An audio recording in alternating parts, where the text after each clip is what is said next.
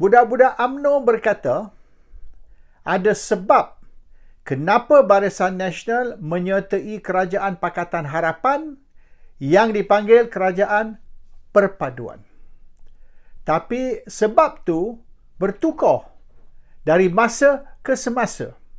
Hari ini, sebab kenapa UMNO atau Barisan menyertai Kerajaan Pakatan Harapan ialah kerana mereka dipaksa oleh pengundi dan Seri Paduka Baginda yang di-Pertuan Agong untuk menyertai kerajaan yang dipanggil Kerajaan Perpaduan.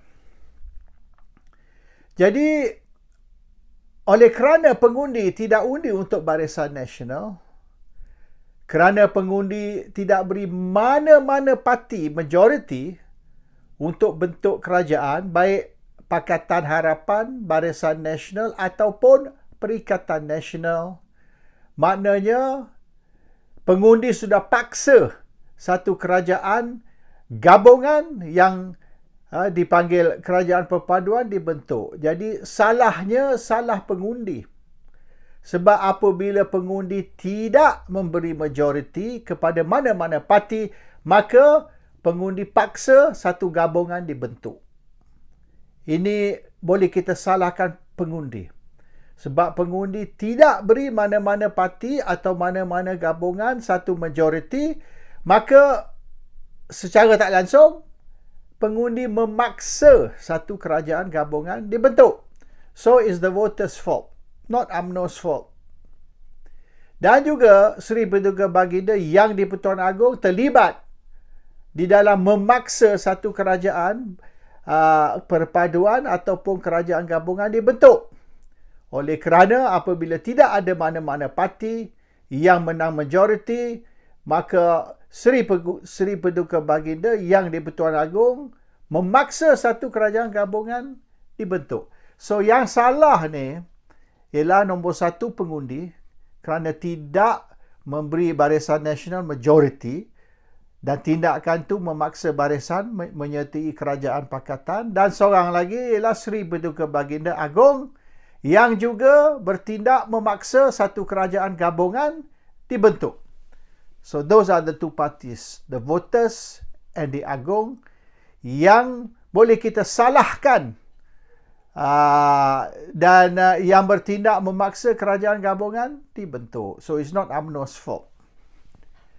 Itu the latest lah yang terkini, alasan yang diberi oleh UMNO kenapa satu kerajaan perlu dibentuk, kerajaan perpaduan perlu dibentuk, padahal sebelum pilihan raya mereka sudah bersumpah tidak akan bentuk satu kerajaan gabungan. Walaupun UMNO Barisan kalah, mereka rela dan akan duduk di dalam pembangkang. They will remain the opposition hingga pilihan raya sekali lagi, PRU 16. Mereka tidak akan menyertai kerajaan yang dianggap sebagai kerajaan anti-Melayu dan anti-Islam. Tapi itu bertukar. Dan yang sebenarnya Barisan tahu yang dia tidak akan menang pilihan raya PRU 15. Dan sebab tu dia beri warning, dia tidak akan menyertai pembangkang untuk membentuk kerajaan, walaupun mereka terpaksa duduk sebagai the new opposition pembangkang sehingga 5 tahun ataupun PRU akan datang. Mereka sudah umum ni semua sebab mereka tahu mereka tidak akan menang. Tapi mereka terpaksa buat U-turn, dan mereka buat U-turn ni kita kena salahkan Agong lah. Sebab Agong ni campur tangan dalam politik dan Agong ni yang memaksa UMNO menyertai kerajaan. So maknanya UMNO ni bersih lah. UMNO tidak membelot atau berpaling tadah. UMNO hanya ikut titah. Bila titah dari tuanku tu, kita follow je lah. Kita tak boleh nak tu. Tapi yang pelik, masa tuanku Sultan Selangor titah siapa sepatut jadi Menteri Besar Selangor, mereka tak setuju pula. Pakatan Harapan menolak. Dan mereka kata mereka rela derhaka dengan Sultan daripada ikut titah tuanku nak lantik Menteri Besar Selangor mengikut yang tuanku nak. So dia pakatan ni dan barisan dia boleh berubah. Bila masa ni dia kata macam ni, masa satu lagi dia kata opposite. Tapi satu yang mereka kata sebelum PRU 15 baru ni, sebab apa mereka nak Ismail Sabri Yaakob turun? Sebab apa mereka nak suruh Ismail Sabri Yaakob bubar parlimen dan adakan pilihan raya umum tergempar? Dan sekira Ismail Sabri tidak ikut arahan UMNO, maka mereka nak ambil tindakan disiplin terhadap Ismail Sabri dan pecat dia dari parti. Sack him from the party. So mereka tegas. Mereka kata bubar parlimen ataupun awak akan disingkir dan dibuang dari parti. Jadi mau tak mau terpaksa bubar parlimen. Tapi Ismail Sabri sudah tahu, kalau mereka bubar parlimen semasa tu, dalam keadaan imej UMNO Barisan teruk dan menghadapi pilihan raya solo, sebab Barisan Nasional tidak mahu berpakat dengan PAS atau Bersatu, Barisan Nasional kata mereka akan bertanding solo, mereka akan lawan 3 penjuru. Barisan Nasional, Pakatan Harapan, Perikatan Nasional.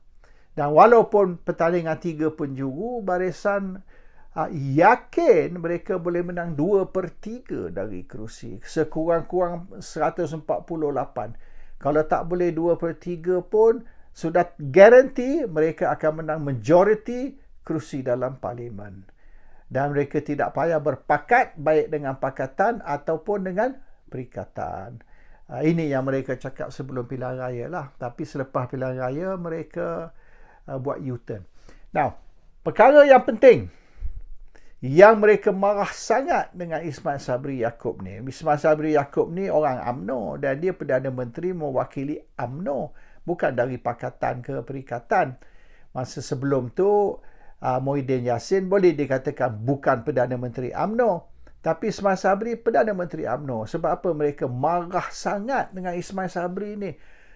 Sampai ugut nak pecat dari parti, nak buang dari parti sekira mereka Ismail Sabri tak ikut arahan, iaitu bubar parlimen. Sebabnya ialah Ismail Sabri tidak ambil tindakan yang budak-budak Najib nak suruh ambil tindakan. Satu daripadanya ialah pecat Azam Baki dari SPRM. The SPRM MACC Commissioner Azam Baki ni dituduh menyayakan Najib, mengkhianati Najib. So dia nak Azam Baki ni dipecat, sack. Seorang lagi ialah Peguam Negara Idrus Harun. Mereka juga nak Idrus Harun ni dipecat sekali. Idrus Harun dan juga Azam Baki, kedua-dua dibuang kerana mengkhianati Najib, menyayakan Najib. Orang yang ketiga ialah dia nak Chief Justice, Ketua Hakim juga dipecat. Dan maknanya 3 orang yang mereka identify sebagai orang yang menyayakan Najib, iaitu Chief Justice, MACC Commissioner dan Attorney General. And mereka nak juga tindakan diambil terhadap Zeti Abdul Aziz. Zeti ni bekas Governor Bank Negara. Dan dia nak Bank Negara yang sekarang ni juga dibuang.